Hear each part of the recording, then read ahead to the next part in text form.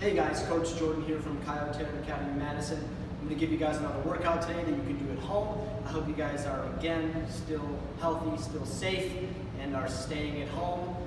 Unless you are a medical worker, working in a grocery store, or as they're saying now on the front lines, then thank you so much for going out there every day, doing what you do, and keeping society running right now.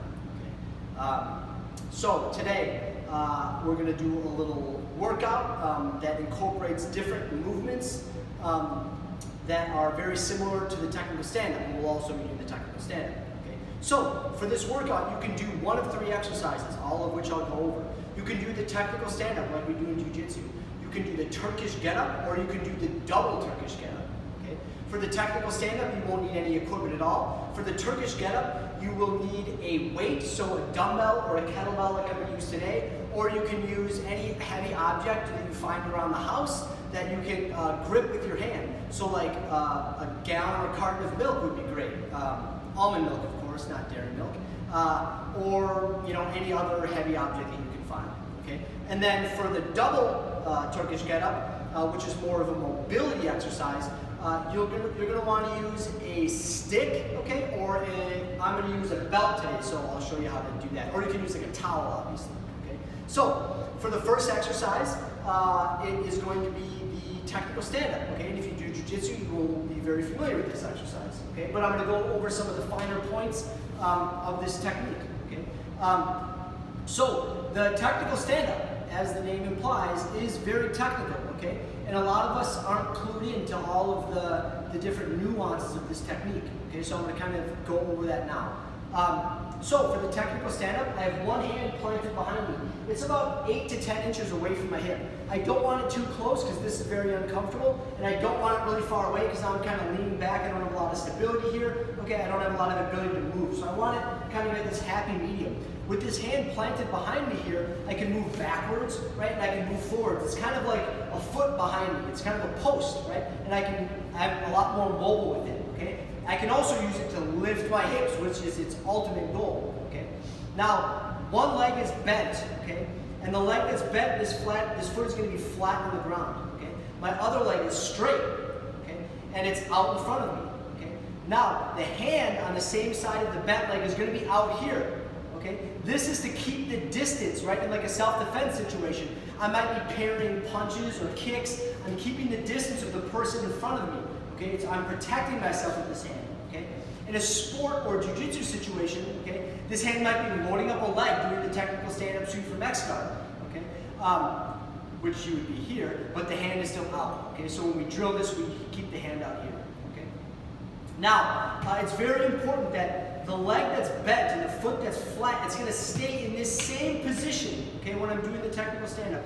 If this foot moves at all, it's going to change your base and it's going to make you unstable, and I'll show you what I mean, okay? So, what I'm going to do in this position, my hand's in front of me, my foot is planted, okay? I lift my hips, okay? And when I lift my hips, I'm going to pull the straight leg straight back, okay? And something Professor Kyle talked about in San Jose last month during camp was I want my hips to turn when I lift my hips. Because if I lift my hips and my hips stay straight here and square, it's going to be hard for me to pull this leg back. Okay, I don't have a lot of mobility there. Okay, so when I lift my hips, I turn my hips to the side, and now I have a lot of mobility. It feels much more natural for me to bring this leg straight back. Okay, and now I'm firmly in base. I can stand up and I can back up. Okay, or I can drive forward if I'm doing a sweep.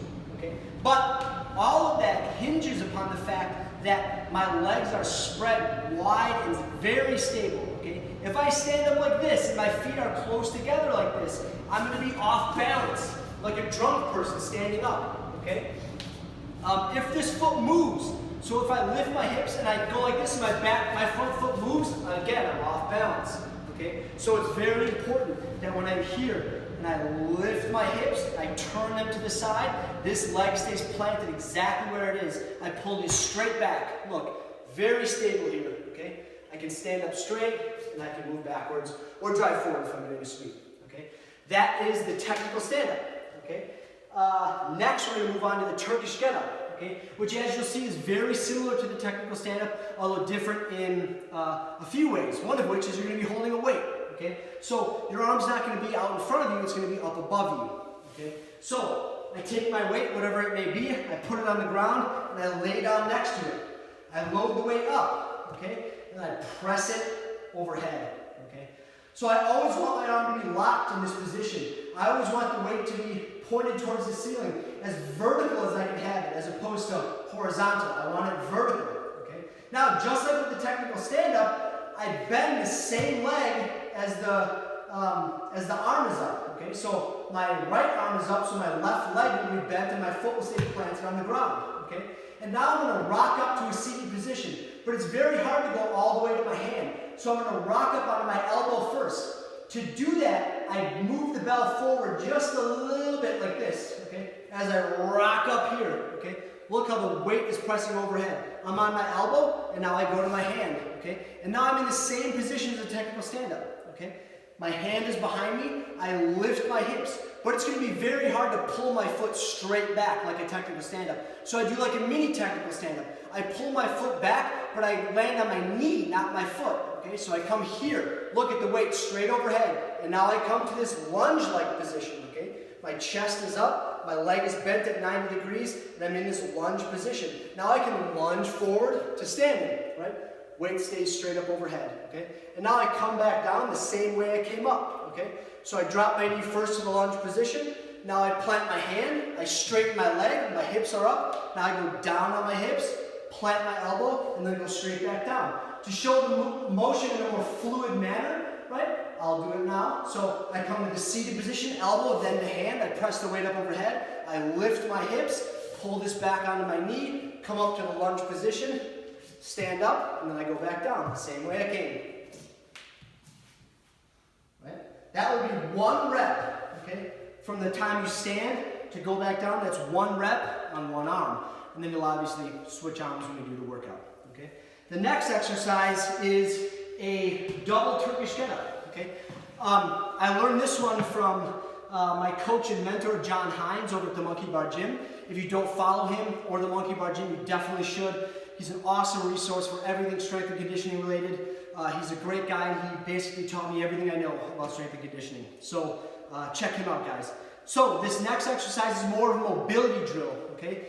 It's very challenging to do this with weight, okay? It's challenging to do this without weight, right? Again, my main goal in this is to keep my arms straight up overhead the whole time, okay? So I'm using my jiu-jitsu belt here, okay? You can use a towel or a stick. If you're using a flaccid object like a belt or a towel, you want to keep that very taut, okay? My arms are straight, my shoulders are back, my chest is out, okay? I want to be in this position as best as I can the entire time, okay? So again, I start on my back like this, okay? Except this time I'm doing a double Turkish Get-Up. So one of my arms isn't up, both of my arms are up, okay? So I'm not going to bend the leg. I'm just going to sit up with my legs straight, just like this, okay? And now in order to get up, I need to move my legs to the side. Most of us have better mobility on one side than the other. Some of us don't. I have way more mobility when I move my legs to the right side, okay? So I'm going to move my legs to the right side. Notice here how my arms stay up overhead, my chest stays expanded, okay? Now I can rock up onto my knees by inserting my hips forward, okay? And now I'm on my knees, and now it's very easy to stand. I come to that same lunge position, and I stand up, okay? And then I come back down the same way I came up, just like with the Turkish Get-Up, okay? So I drop to the lunge position, I go back down to my knees, my legs are going to fold out beside me to the right, I sit down, I straighten my legs, and then I lay back down, okay? That's 1 rep, doing it on my right side, because my legs go to the right, okay? Stand up, and then back down. And then I will do it on my left side. Now, like I said, I'm very compromised on my left side. It's very hard for me to stand up. I have decreased mobility in my hip flexor and my shoulders. So this really exposes any sort of mobility restrictions that you have. It exposes them, and it'll make them better if you practice it over time, okay? You'll see that when I do this on my left side, it's very hard for me to keep my hands overhead. So in order to stand, I need to move really far to the right side. That's not ideal, but it's something that you're going to have to do in order to get up, okay? And it will get better with time the more you work on it, if you have the same mobility issues that I do, okay? So, straight up overhead, I sit up, now I move my legs to the left side. See how much I'm leaning to the side? Look at that. to lean way to the side to get there, okay? But I need to try to keep my arms as straight as I can, okay? Now I come up to this seated position or kneeling position, and then I stand up and then I come back down, okay? When I come back down, look how much I have to lean to the side, especially to straighten my legs now. Look at that, ooh, very challenging, okay? Some of you guys might not find this challenging. If you have tight hip flexors and shoulders like me, you will find it challenging, okay? But remember, when you challenge yourself, that means you're getting better at something, okay? You're pushing into those, you're pushing beyond your comfort zone rather, and you're gonna get better and better and better the more you practice right outside your comfort zone, okay? So those are the 3 exercises: the technical stand-up, the Turkish get-up, and the double Turkish get-up. You can choose either one of those, pick one and stick with it, okay? And then what you're gonna do is you're gonna do a 10, 8, 6, 4, 2 rep count, okay? What that means is, if you say you choose the technical stand-up, right? I'm on my right side, I'm on my left side technically, but I'm counting this as my right side because my right hand is up, okay? I'm gonna do 10 technical stand-ups on this side, right? 1, go back down, right? 2, all the way to 10. Then I'm gonna do 10 on my left side, right? 1, 2, 3, 4, 5, 6, 7, 8, 9, 10. I'm gonna do 10 on my left side, okay? I'll rest as needed. Then I'll do 8 on my right side, 8 on my left side.